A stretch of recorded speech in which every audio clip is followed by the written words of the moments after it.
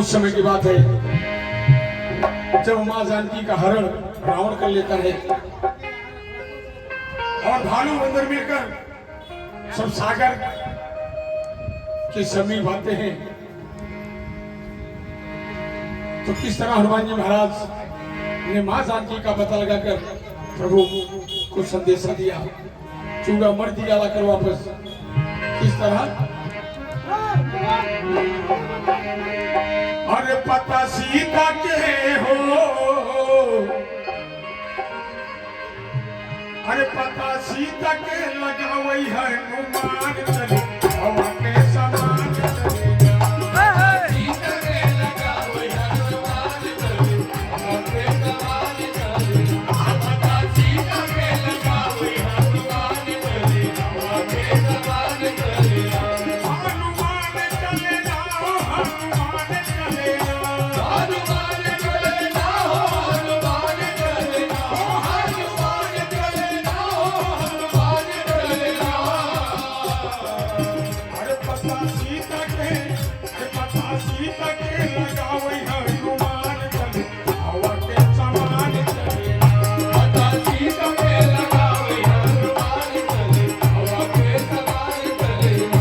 पता सीता के लगा वही हनुमान चले हवा के समान चलेगा।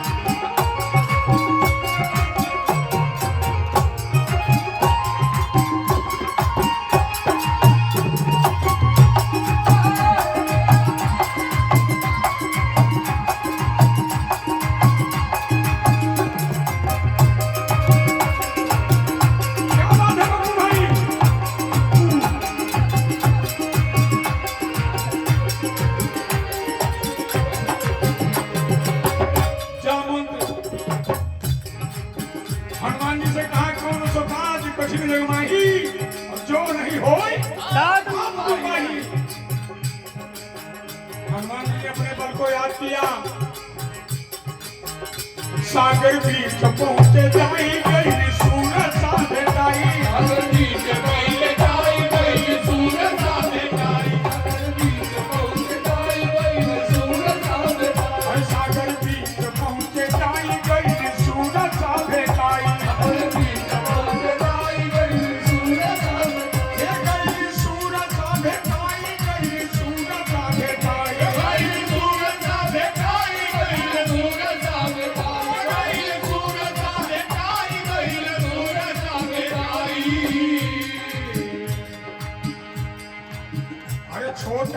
रूप धरी हो,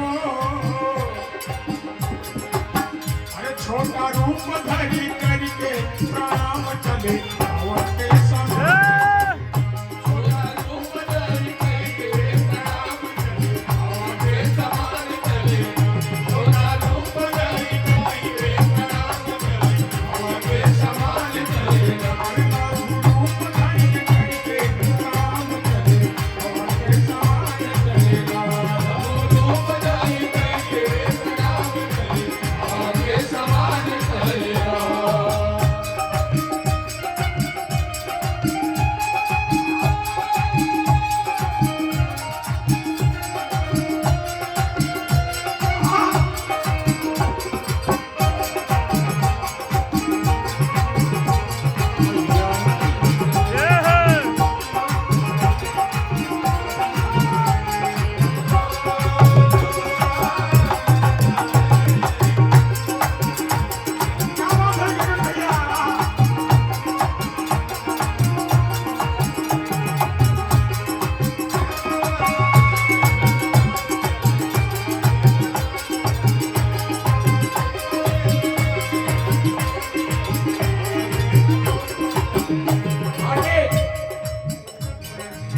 अरे सियाया चल फैलाई कभी मुंदरी गिराई, सियाया चल फैलाई कभी मुंदरी गिराई, सियाया चल फैलाई कभी मुंदरी गिराई, सियाया चल फैलाई कभी मुंदरी गिराई, सियाया चल फैलाई कभी मुंदरी गिराई, कभी मुंदरी गिराई, कभी मुंदरी गिराई, कभी मुंदरी गिराई, कभी मुंदरी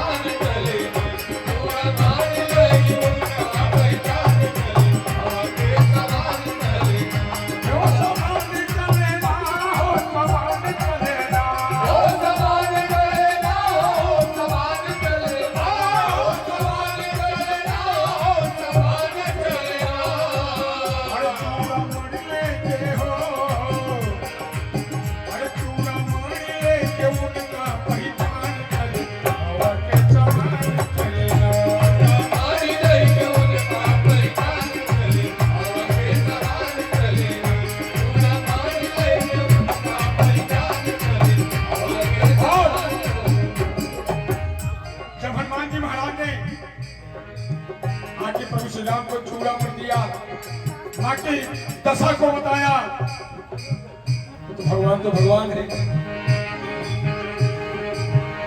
महावीर पहुंचे आए खबर